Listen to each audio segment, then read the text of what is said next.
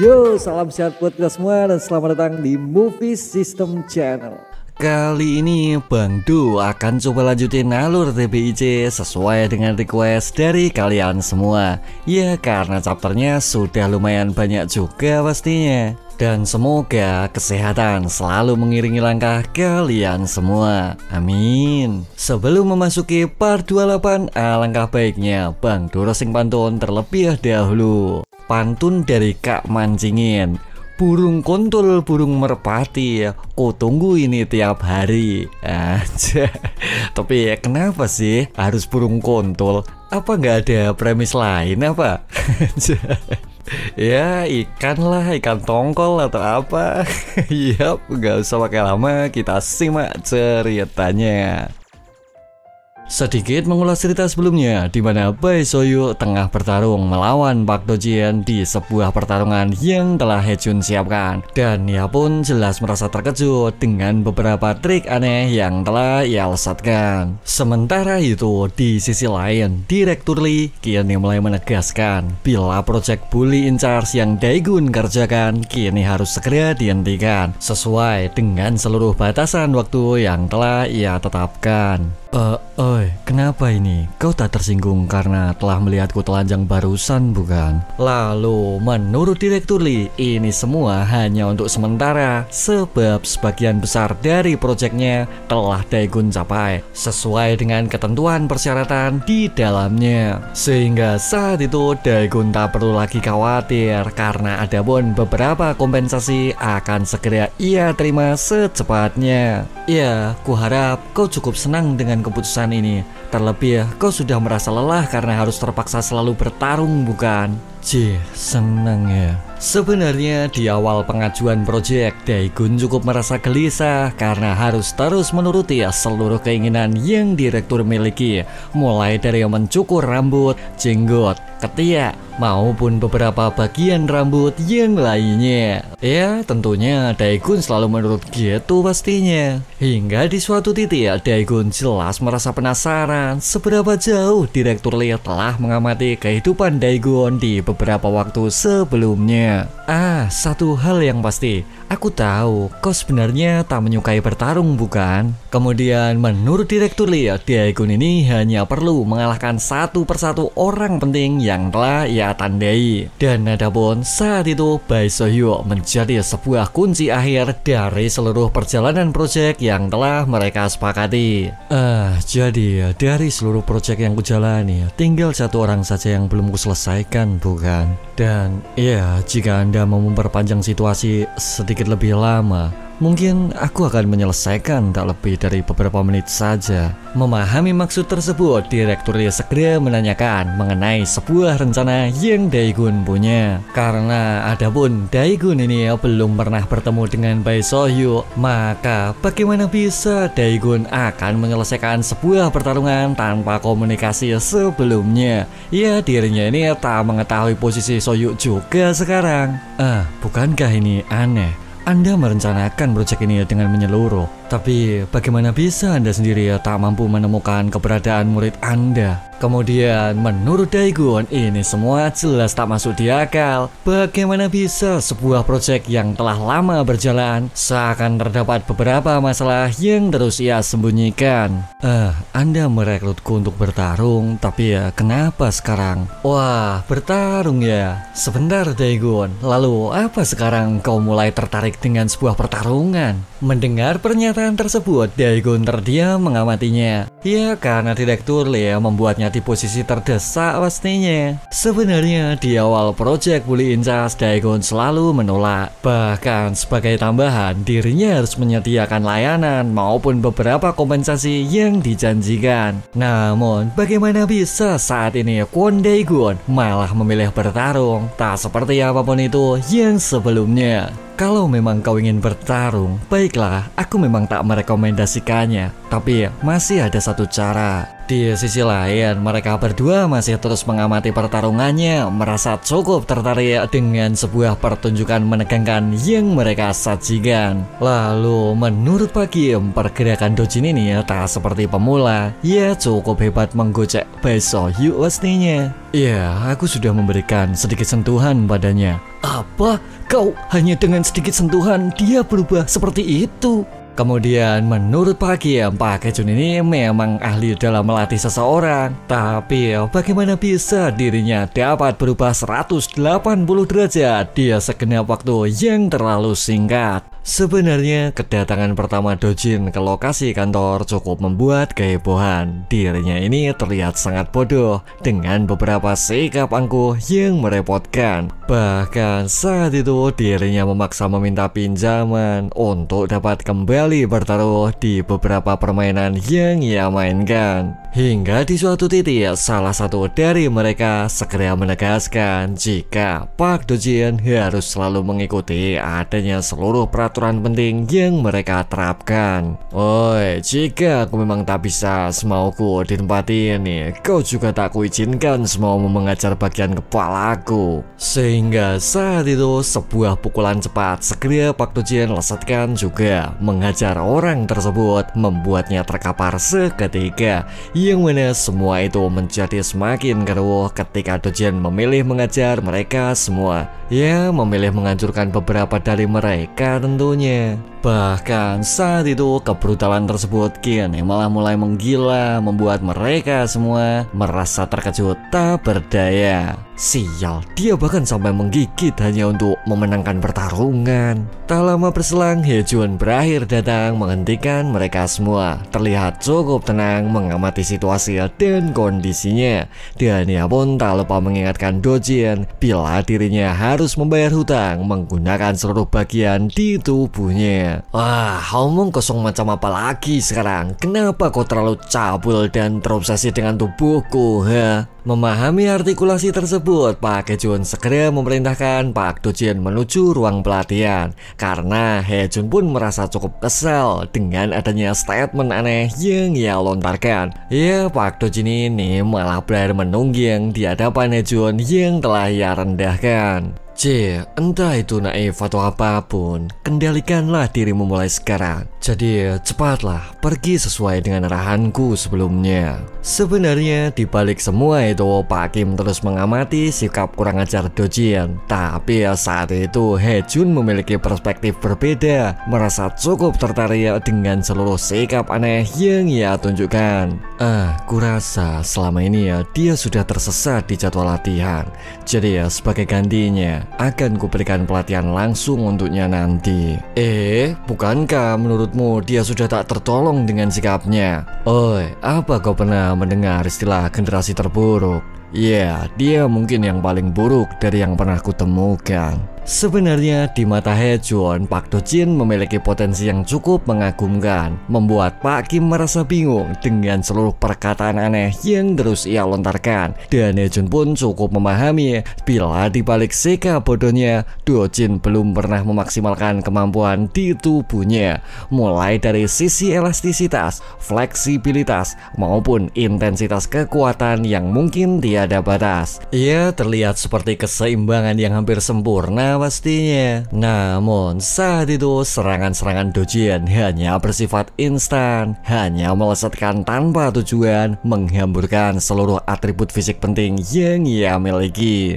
Ya, dengan kata lain, anak ini bertahan dengan teknik yang buruk. Atau bisa disimpulkan jika dia tak terlalu mempedulikan resiko dan hanya bergerak sesuai dengan keinginannya. Sebenarnya Pak Dojin sendiri selalu memilih bertaruh di setiap pertarungan, menebak secara asal tanpa sebuah trik maupun jebakan. Ia tuh semua membuatnya terbawa emosi, bergerak secara brutal, terus menuntunnya menuju sebuah kehancuran yang tak pernah ia duga. Maka selama manusia mengandalkan insting bertaruh, potensinya tak akan pernah mungkin bersinar. Ya, sering kali kita kenal dengan sebuah istilah, yaitu rungkat. Sehingga saat itu Pak Kejun sekali lagi mencoba menggiringnya untuk memaksimalkan seluruh nafsu bertaruh yang Dojin punya. Jika kau tak bisa menyingkirkan metode yang disebut bertaruh, ya kau tak perlu khawatir. Jadi manfaatkanlah saja keahlianmu itu. Sebenarnya dengan mencoba menebak kartu yang Dojin miliki akan membuat seseorang musuh menjadi terpancing.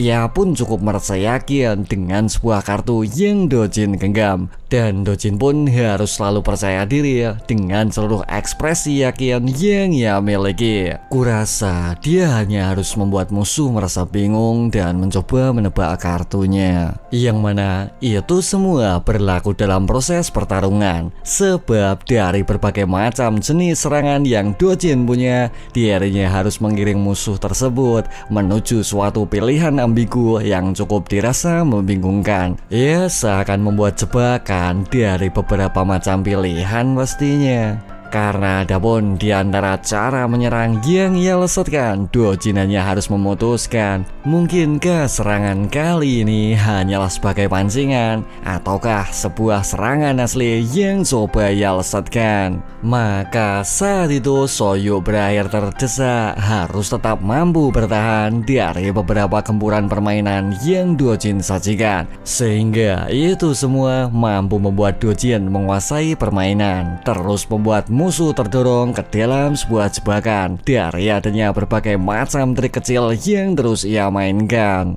Sebenarnya terlepas dari sebuah kartu yang Dojin simpan, belum tentu membawanya menuju sebuah kemenangan juga. Namun jika dirinya mampu memaksimalkan momentum tersebut, maka membalik keadaan bukanlah sesuatu hal mustahil di sebuah pertaruhan. Ia harus semakin menguatkan strategi maupun kekuatan mental tentunya. Karena di balik sebuah serangan yang begitu terlihat, sebuah trik kecil lain akan membantunya jauh lebih berkembang. Sehingga semua itu mampu menciptakan momentum terbaik dari rentetan serangan yang Dojin lesatkan. Sial, kenapa dia masih bisa menahannya sekarang? Hingga tak lama berselang, Bai Soyuk berakhir mendapatkan Pak Dojin. Namun saat itu Dojin segera memberikan tendangan, berharap dapat segera meloloskan diri dari sebuah gertakan taruhan yang telah ia sajikan. Wah, untung saja kau mendapatkan jackpot barusan.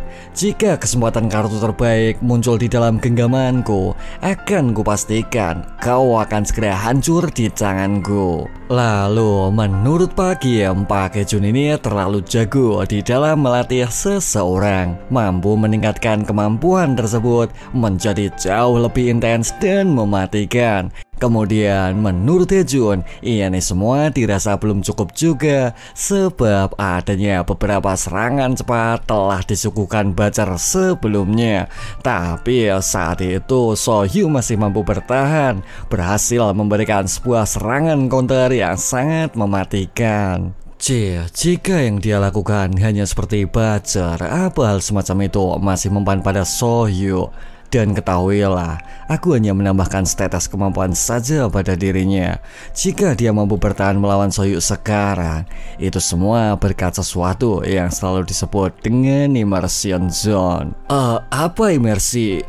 Mood maksudmu? Lalu menurut Pak Kejun, obat mood memang memberikan sebuah manfaat, namun akan datang disertai dengan sebuah efek samping di dalamnya, sehingga itu semua akan memberikan sebuah batasan di setiap orang, dan hanya terdapat segelintir orang spesial yang sama sekali tak mendapatkan sebuah efek samping.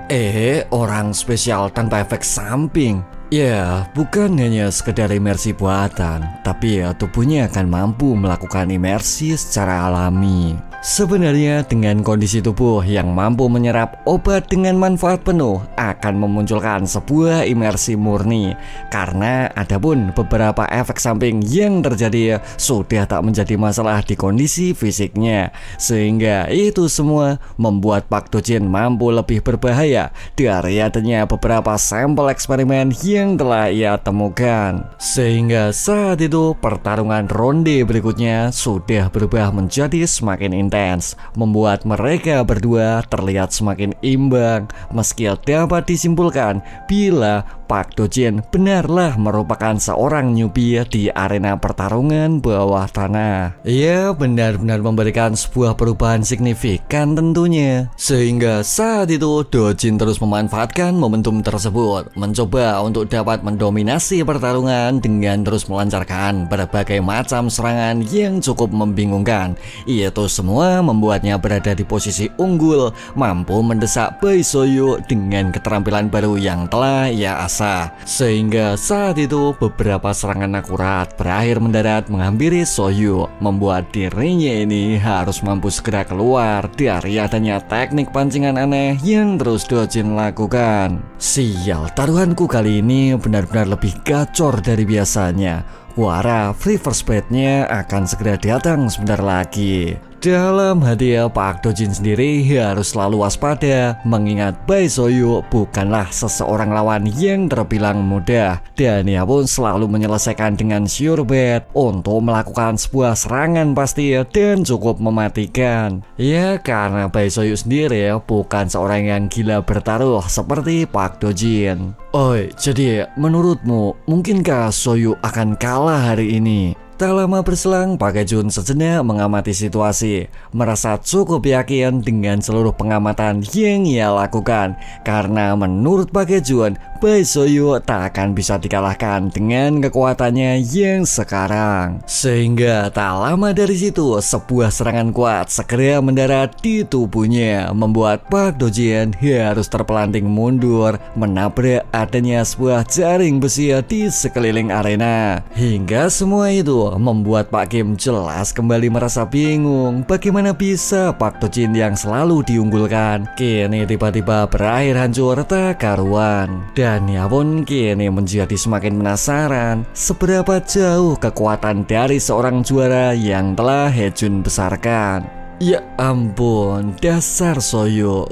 Sepertinya dia memang layak mendapatkan perhatian penuh. Oi, jadi inikah caramu menunjukkan ketulusanmu padaku? Wah, tak kusangka sih kau masih cukup tenang. Tapi apa kau pikir ketulusan di level ini sudah dirasa cukup? Mari kita lihat di pertarungan berikutnya. Tak lama berselang, Pak Kim menanyakan situasi yang terjadi. Kemudian menurut Hae-jun, So-yu ini selalu membiarkan musuhnya menyerang beberapa kali sebelum dirinya memutuskan menyerang dan mengakhiri. Yang mana itu semua jelas membuat Do-jin merasa kesal. Bagaimana bisa Bae So-yu yang selalu bergerak seperti siput tiba-tiba saja berubah menjadi jauh lebih cepat? Sial, mungkinkah dia dengan sengaja melakukannya? Kemudian menurut Park Hae-jun, pertarungan kali ini tak sesederhana sebelumnya, di mana Bae So-yu pasti mulai memahami mengenai adanya kekuatan eksplosif yang Do-jin tunjukkan. Ya, itulah kekuatanmu, dan kurasa situasi sekarang akan jauh lebih menarik, bukan? Di sisi lain, Dae-gun tengah bingung dengan arena pertarungan bawah tanah, merasa cukup jengkel dengan seluruh statement yang direktur ungkapkan. Lalu, menurut direktur, Mood Club merupakan nama dari tempat tersebut, terletak di bawah naungan Pak Kepala Sekolah dengan terdapat 2 murid aktif di dalamnya, mulai dari Park Do-jin dari kelas 1 hingga seorang pentolan kuat seperti Bae So-yu. Apa yang sebenarnya dia pikirkan? Mungkinkah Pak Kepala Sekolah dan Park Hae-jun bekerja sama melakukan hal ini? Dalam hati Kwon Dae-gun kini semakin merasa gelisah. Bagaimana bisa terlalu banyak variabel tak jelas di balik sebuah proyek yang tengah ia kerjakan? Hingga di suatu titik panggilan direktur kini malah berakhir mengejutkannya, membuat Kwon Dae-gun segera menghentikan adanya semua gerakan mengejutkan yang tak ia perhatikan. Mendapati posisi tersebut, kalian semua pasti sudah mengharapkan kejadian, tapi saat itu Dae-gun segera melepaskannya, membuat kita semua merasa cukup kecewa dengan sebuah alur penting yang mungkin terlewatkan. Sudahlah, ini tak masalah, tapi aku juga tak menyuruhmu pergi ke sana sih. Dan ingat Dae-gun, tempat itu jauh lebih gelap dari yang kau kira. Dan karena itulah selama ini aku tak ingin mengirimmu ke tempat itu. Kemudian menurut Direktur Lee terdapat permasalahan lain kini mulai datang menghampirinya ketika saat itu Pak Kepala Jo Gabriel memilih Daegun sebagai seorang kandidat di pertarungan berikutnya. Ya, berkeinginan membuat Daegun menjadi seperti Bae So-hyuk pastinya. Dia kepala yayasan pendidikan bukan? Kenapa malah berurusan dengan tempat seperti itu? Sebenarnya Direktur Lee sendiri yang memiliki begitu banyak pertanyaan seperti Daegun. Namun saat ini Direktur tak bisa menjelaskannya karena ada pun cara lain yang ia maksudkan ialah mencoba bertarung tanpa melewati pertarungan bawah tanah. Jadi karena semua sudah seperti ini, kau bersiaplah. Maksudmu bersiap untuk apa sekarang? Iya, pertama-tama turuti semua perkataanku. Sementara itu, di sisi lain, Bae So-hyuk kini memilih segera berpamitan setelah menyelesaikan seluruh jadwal pertandingan yang telah Hejun siapkan. Kemudian, menurut Pak Hejun, meski Bae So-hyuk memahami khasiat dari obatmu, dirinya ini masih mampu untuk tetap menang, membuat Pak Hejun cukup merasa kesal karena selalu menolak beberapa macam tawaran yang selalu ia berikan. Ya, kau tak pernah merasakan situasi genting dan kau mungkin sudah tak perlu menjadi lebih kuat ya. Jadi ya, jika kau memang sudah merasa kenyang, bersiaplah karena hidangan sesungguhnya akan segera datang menjemputmu secara perlahan. Di sisi lain, Direktur Lee kini mulai meninggalkan lokasi, terlihat cukup mencurigakan dengan beberapa gerakan aneh yang terus ia tunjukkan. Kenapa dia masih tetap diam? Mungkinkah dia malah ketiduran? Cih, dasar ceroboh. Memahami hal tersebut, Direktur Kim yang mulai menjalankan sebuah siasat, bergegas menjatuhkan sebuah perlengkapan make up untuk sedikit membangunkan adanya seseorang bodoh yang tengah ditugaskan. Sepertinya aku ketiduran ya, sial. Oi, mungkinkah aku tak salah melihatnya? Sial, itu kan warna hitam. Maksudku Direktur Yayasan Kim Ryong. Yang mana saat itu strategi tersebut terbukti sukses membangunkan seseorang, terlihat cukup tenang dengan sebuah rencana aneh yang ia siapkan. Tak lama berselang, Kang Supir segera menghubungi adanya seseorang, bergegas memberikan sebuah laporan yang telah ia temukan. Halo. Ya, aku menemukannya. Dia sedang keluar apartemen dan sepertinya dia mencoba berjalan ke suatu lokasi. Apa? Mengikutinya? Tak masalah sih. Kurasa dia juga tak sempat melihatku tadi. Dan ya, bokong besar. Maksudku, aku hanya melihat bagian belakangnya untuk sekarang. Sehingga tak lama dari situ, Kang Supir segera mengikutinya, merasa cukup curiga dengan seluruh pergerakan aneh yang Direktur lakukan. Ia terus mengamati bokong tersebut yang terus berguncang ke kanan ke kiri pastinya. Dalam hati Direktur sendiri kini mulai memahami jika Kwon Daegun bukanlah seseorang target yang saat ini tengah mereka amati. Dan ia pun semakin merasa bingung bagaimana bisa seseorang dari Byung-ho melakukan pekerjaan yang dirasa janggal. Siapa yang mengirim seseorang ceroboh seperti dirinya sih? Dan apa tujuan dari mereka sebenarnya? Di sisi lain, Daegun kini mulai memahami jika beberapa orang yang terdapat di yayasan bukan merupakan orang-orang waras yang cukuplah dirasa normal. Hingga tak lama berselang, dirinya kini mulai teringat kembali dengan adanya beberapa kata aneh yang terus Sejun tinggalkan. Wah, ekspresi itu sudah berapa lama sejak terakhir kali aku melihatmu? Woi, jika itu keahlianmu, sudahlah, kenapa kau masih ragu untuk memukulku, ha?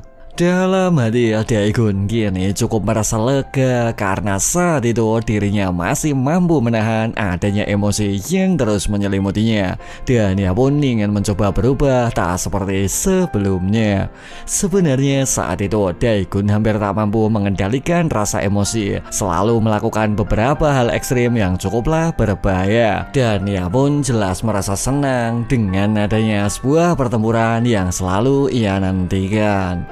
itu hanyalah masa lalu bukan? Dan aku sudah ingin berubah mulai sekarang. Kemudian menurut Daegun, ini semua jelas takkan mungkin terulang, akan memberikan sebuah hasil berbeda dari seluruh perjalanan proyek yang ia lakukan. Karena ada pun sesuatu yang Daegun yakini bila menyelesaikan sebuah misi di dalam proyek merupakan salah satu metode ampuh yang membatasi diri. Sebenarnya malam itu Daegun juga memilih menyusul keluar, merasa cukup resah dengan seluruh masa depan yang ia khawatirkan, dan ia pun ingin coba berubah sembari memperbaiki beberapa kesalahan yang telah ia lakukan. Ia jelas ingin berubah menjadi lebih baik tentunya. Hei, lihatlah, dia sudah mulai berjalan.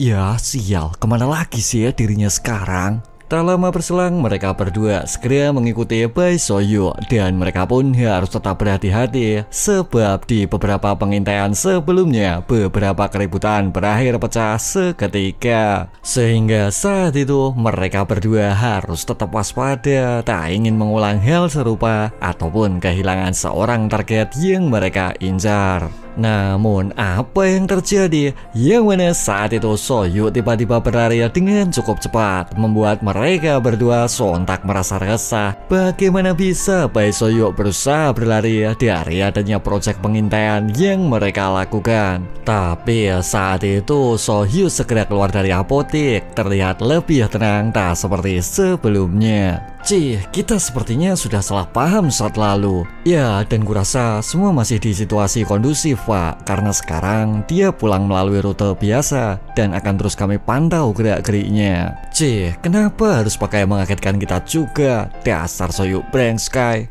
Di sisi lain, Bae Suzy tengah mengirim beberapa pesan, mencoba menitipkan sebuah obat kepada satu-satunya kakak yang ia punya. Ya, sebenarnya aku tak ingin membuatnya khawatir sih, tapi kenapa juga ngetiknya cukup sulit sekali. Lalu menurut Bae Suzy, dirinya ini sedikit merasa demam, merasa cukup resah dengan sebuah perintah penting yang baru ia kirimkan. Mengingat saat itu Bae Suzy pernah sesekali mengalami sakit, hingga di suatu titik dirinya meminta Soyu membelikan sebuah obat. Tapi apa yang terjadi? Belum juga sempat panggilan tersebut berakhir, Soyu jawab, sebuah berita mengejutkan tiba-tiba datang menghampirinya. Bila saat ini terdapat seorang pria misterius tengah mendobrak pintu kaca apotek dengan tubuh besarnya, mencuri sebuah obat analgesik dan menjadi buah bibir di masyarakat kota. Karena di hari itu juga orang tersebut segera menyerahkan diri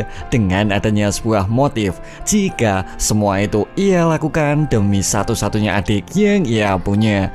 Ia membuat hukuman tersebut berakhir cukup ringan tentunya. Cih, kenapa aku bisa lupa dan masih meminta tolong padanya sih? Ya, dan gua harap dia akan segera pulang dengan cukup tenang. Di sisi lain, Bae Soyu kini sekali lagi berlari, berakhir mengejutkan mereka berdua, merasa terkejut dibuatnya. Namun di saat itu juga dirinya tiba-tiba terdiam menghentikan seluruh kecepatan gerak yang coba ia lakukan, karena Bae Soyu kini mulai tersadar dengan adanya sebuah pesan penting yang telah Suzy kirimkan. Kakak, ini bukan sakit parah kok, dan ingatlah kau pulang dengan cukup tenang ya. Hoi hoi, ada apa ini? Kenapa dia tiba-tiba berjalan seperti polisi India? Iya, entahlah, saat lalu kurasa dia jelas mencoba untuk kabur bukan? Sebenarnya saat itu Bae Soyu cukup merasa resah juga dengan seluruh proses pengintaian apapun yang mereka lakukan. Namun saat itu dirinya harus memberikan obat tersebut, sebab adapun kesembuhan Bae Suzy merupakan satu-satunya prioritas utamanya. Tak lama berselang dirinya berakhir tiba di sebuah taman, hingga terdapat seseorang yang mencurigakan kini mulai menarik perhatiannya. Dan Soyu pun tetap berusaha untuk tenang seperti apapun itu yang Suzy maksudkan. Tapi saat itu seseorang memanggil namanya, membuat Bae Soyu segera berhenti mengamati seluruh situasi dan kondisinya. Hei, kau Bae Soyu bukan? Apa kau mengenalku? Kurasa aku tak pernah melihat seseorang sepertimu di sekitar sini. Siapa kau ini? Cih, sudahlah, kau tak perlu tahu siapa aku.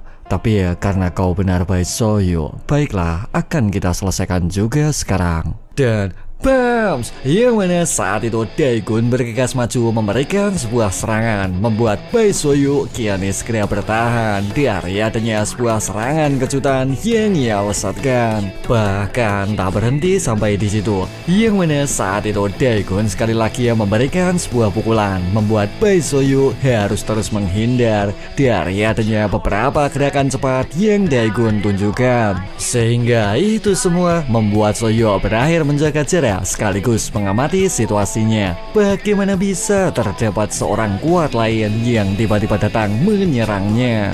Oi, dari pengamatanku, sepertinya kau adalah seseorang yang bernama Kwon Daegun. Yang mana saat itu Sohyu tiba-tiba menyebutkan sebuah nama, membuat mereka berdua kian kembali terdiam seketika. Sebenarnya saat itu Direktur Lee mencoba memberikan beberapa informasi mengenai beberapa rutinitas harian yang Sohyu miliki, dan Daegun pun berakhir mengantongi semua informasi mengenai seluruh rute perjalanan yang biasa Sohyu lalui. Baiklah, jika kau bisa menyelesaikan itu hanya dalam beberapa menit seperti katamu, buktikan padaku sekarang. Dalam hati Daegun kini menjadi semakin paham jika memilih menyelesaikan di luar arena akan meminimalisir beberapa kesulitan yang ia temukan. Dan ia pun cukup merasa yakin bila pertarungan tersebut telah ia selesaikan, maka pertemuan di dalam arena bawah tanah tak mungkin datang menghampirinya. Ya, bagi kepala sekolah maupun klub mood, mereka tak akan mampu bertindak setelah itu.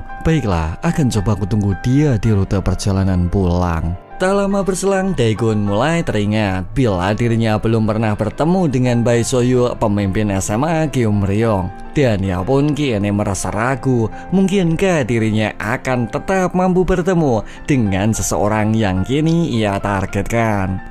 Haruskah aku menanyakan siapa orang yang lewat? Sial. Tapi saat itu Daegun merasakan hawa lain dari seseorang, terasa cukup liar dari berbagai macam orang yang pernah ia temukan. Hingga di suatu titik dirinya kini mulai memberikan sapaan, merasa cukup yakin dengan seluruh intuisi yang ia miliki. Di sisi lain, mereka berdua kini mulai memberikan laporan jika Bae Sohyu mungkin akan coba bertarung dengan seseorang asing yang tak mereka kenal. Ya, baik Pak, akan terus kumonitor situasinya. Namun, apa yang terjadi? Belum juga selesai telepon tersebut ia matikan, kini pertarungan keras lain tak lagi dapat terhindarkan. Yang mana saat itu Bae Sohyu harus berakhir terpancing, terlihat cukup penasaran dengan seorang kuat lain yang baru ia temukan. Oi, bagaimana bisa kau tahu siapa aku? Sial, ini menjadi semakin menarik sepertinya. Jadi, bagaimana denganmu? Kita memiliki alasan yang cukup mirip sepertinya. Dan kau bisa langsung mengenaliku dari sisi insting saja, bukan? Kemudian, menurut Bae Sohyu, dari beberapa gerakan saja, dirinya jelas memahami jika Kwon Daegun merupakan sebuah ancaman nyata yang telah ia temukan. Ini bukan masalah personal, dan ini juga tak berhubungan dengan sosok Park Hae-jun, tapi sebagai murid kelas 1 di SMA Gyeomryong.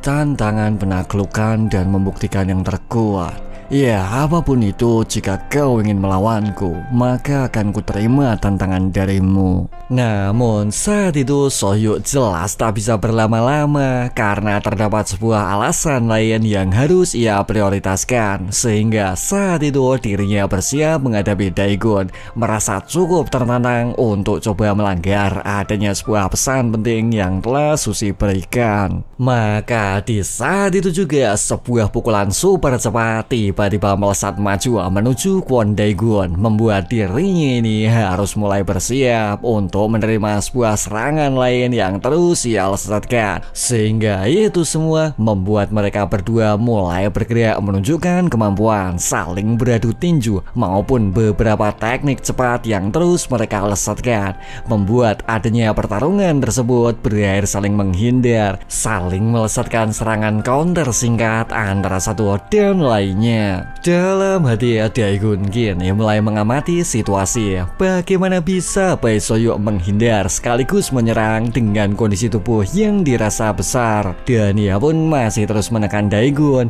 dengan beberapa rentetan serangan yang cukup berbahaya. Maka saat itu mereka berdua harus saling memperhatikan sejauh apa perbedaan kekuatan yang mereka punya. Hingga di suatu titik terdapat sebuah momentum berakhir Daegun dapatkan juga, dan Soyuk pun segera menyesuaikan diri dengan menahan serangan tersebut seketika. Ia berakhir bergetar hebat gitu tentunya. Tapi saat itu serangan tersebut terus memberikan tekanan, membuat Bae Soyuk harus melepaskan pertahanan, berbalik memberikan serangan counter secepatnya. Memahami situasi tersebut, Daegun kini harus balik menahan, merasa sangat janggal dengan adanya kekuatan dahsyat yang Soyuk lesatkan. Bahkan tak berhenti sampai di situ, yang mana Bae Soyuk kini telah bersiap kembali mendaratkan sebuah pukulan, membuat Kwon Daegun harus segera menghindar mengandalkan teknik utama Immersion Zone yang sesaat lalu telah ia gunakan. Sehingga saat itu adanya sebuah serangan kuat berhasil mendarat menghujam Bae Soyuk, membuat dirinya ini harus berakhir terpental setelah sesaat lalu mencoba menahan serangan keras yang Daegun lesatkan. Sebenarnya mereka berdua kini mulai saling memahami, mengukur kekuatan masing-masing guna menentukan langkah terbaik yang akan mereka kerahkan. Tapi saat itu lengan Soyuk tiba-tiba berakhir bergetar, membuat dirinya ini jelas memahami jika Kwon Daegun bukanlah seseorang musuh yang dapat ia remehkan. Di sisi lain, Kwon Daegun juga memahaminya bagaimana bisa tangan tersebut berakhir bergetar dari adanya serangan kuat yang Soyuk lesatkan. Jadi seperti ini ya. Apa memang tak seharusnya aku tahan serangan darinya? Aku cukup yakin jika salah satu dari kami terkena satu serangan telak, ya, situasi di luar kendali akan berubah menjadi berbahaya. Sementara itu, di sisi lain, Direktur Lee kini masih melanjutkan perjalanan, merasa cukup yakin dengan seluruh pancingan yang telah ia lakukan. Begitu pula dengan Kang Supir yang mulai merasa cukup gelisah dengan seluruh pemandangan aneh yang ia suguhkan. Hingga di suatu titik, sebuah kejutan lain berakhir Kang Supir dapatkan juga dengan Direktur Lee memberikan adanya sengatan lain yang cukup berbahaya. Maka itu semua membuat Kang Supir berakhir pingsan tak berdaya, tanpa sempat dirinya ini memahami situasi dan kondisinya. Ia malah berakhir terkapar tanpa adanya posisi penting yang harus diperhatikan. Tak lama berselang, ponsel tersebut segera Direktur periksa, yang mana saat itu terdapat beberapa nama yang mungkin sudah ia kenal. Di sisi lain, Pak Ye-jun kini menerima sebuah panggilan, merasa cukup terkejut dengan seluruh situasi yang ia dapatkan. Ini sangat mengejutkan. Meski aku ingin segera menyelesaikannya, tak pernah sekalipun aku gagal mengakhiri seseorang di dalam satu gerakan. Maksudmu jika kau sudah memutuskan, kau bisa mengalahkan siapapun dengan cukup mudah ya? Dalam hati Daegun kini mulai memahami bila Bae Soyuk benar-benar berada di suatu level yang berbeda, dan ia pun jelas mulai percaya dengan beberapa pernyataan aneh yang telah Sung Hon berikan. Ya, fakta jika aku gagal menyelesaikan dalam satu gerakan ini akan memberikanku ancaman jika aku tunda lebih lama. Jadi bagaimana bila kita selesaikan saja tanpa basa-basi lagi? Tak lama berselang, beberapa orang kini mulai turun dari mobil mereka, segera mengamankan Bae Soyuk seperti seluruh arahan yang Ye-jun berikan. Oi, cepat hentikan mereka! Oi Soyuk, bagaimana ini? Kau mau berbuat seperti ini lagi sekarang? Jangan pernah bilang jika kau melupakan syarat kontraknya. Oi, apa-apaan mereka? Ada apa sih ini? Lalu, menurut Bae Soyuk, Daegun ini tak perlu merasa khawatir, harus tetap fokus bertarung seperti apapun itu yang ia inginkan. Tapi jika seperti ini, aku takkan bisa. Seperti yang kukatakan tadi, aku sudah tak memiliki banyak waktu sekarang. Sehingga saat itu, Bae Soyuk kembali memilih melesat maju, memberikan sebuah serangan lain kepada Kwon Daegun Daegun. Yang mana itu semua jelas mengejutkan mereka semua. Bahkan tak berhenti sampai di situ. Yang mana Daegun jelas dengan cukup sigap menghindari sebuah serangan yang ia lesetkan, membuat orang tersebut harus berakhir pingsan setelah menerima serangan telak di bagian muka. Kemudian menurut Daegun, ini semua tak mungkin lagi dapat dilanjutkan karena situasi sekarang bukanlah sesuatu hal yang ia inginkan. Ia tak ingin terdapat pihak lain yang berakhir terluka juga tentunya. Dan Bams, belum juga selesai pernyataan tersebut ia ungkapkan, kini muka seseorang berakhir ambiar seketika, membuat situasi tersebut jelas makin tak karuan karena saat itu beberapa dari mereka segera kembali berkerumun menghentikan Bae Soyu secepatnya. Ia membuat situasi tersebut semakin terlihat kacau pastinya. Tapi saat itu Bae Soyu tetap ingin menyelesaikan pertarungan, merasa cukup gelisah dengan adanya ancaman baru yang ia temukan. Dan ia pun tak lupa mengajar mereka semua seperti apapun itu pernyataan yang telah ia tegaskan. Oi, bagaimana bisa semua berubah menjadi seperti ini? Jika situasi semakin tak kondusif, menentukan siapa pemenang, ini sudah tak berarti lagi, bukan? Yang mana saat itu Soyu masih tetap sibuk mengajar mereka semua, merasa cukup yakin dengan seluruh waktu singkat yang coba ia gunakan. Dalam hati Daegun kini mulai memahami jika mereka semua merupakan beberapa anggota dari arena bawah tanah, ya dari geng Beomho pastinya. Hingga di suatu titik mereka kini mulai mengingatkan Kwon Daegun supaya turut kooperatif dengan seluruh keputusan yang mereka tetapkan. Namun saat itu Daegun jelas tak ingin terlibat juga, segera memberikan sebuah serangan membuatnya tergeletak pingsan seketika. Kalian ini malah bicara apa? Bukan kalian yang bisa menentukan, tapi akulah yang akan membuat sebuah keputusan. Oi, kau memang tak masuk dalam urusan kami. Hanya saja kepentingan kami jauh lebih mendadak. Jadi, tapi jika semua memaksa di situasi seperti ini, mau bagaimana lagi? Akan kurus juga kalian semua, dan akan kutentukan siapa pemenang di akhir pertarungan. Oi, apa kau tak paham maksud kami?